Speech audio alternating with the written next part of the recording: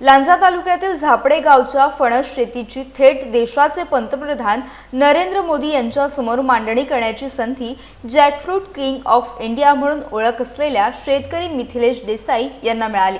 वडिलांनी सुरू केलेल्या फणस शेतीपासून उभ्या केलेल्या संपूर्ण कृषी व्यवस्थेचा प्रवास देसाई यांनी पंतप्रधानांसमोर मांडला। शरद पवार यांच्या गेल्या अनेक वर्षांच्या मार्गदर्शनातून आणि पुढाकारातून ही भेट झाल्याचं देसाई यांनी सांगितलं। भारतातील सुमारे 85% भागात फणसाचं उत्पादन होत असून मोठ्या प्रमाणात फणस वाया जात असल्याची माहिती त्यांनी दिली। फणसाच्या अर्थव्यवस्थेचा विचार करून आगामी वर्ष इंडियाज जॅकफ्रूट इयर म्हणून घोषित करण्याची मागणी करण्यात आली।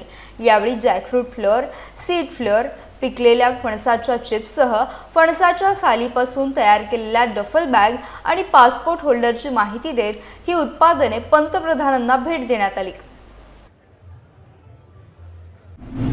कोकणातील प्रत्येक अपडेट जाणून घेण्यासाठी आजच माझे कोकणच्या सोशल मीडिया प्लॅटफॉर्मला लाईक, फॉलो आणि सबस्क्राईब करा।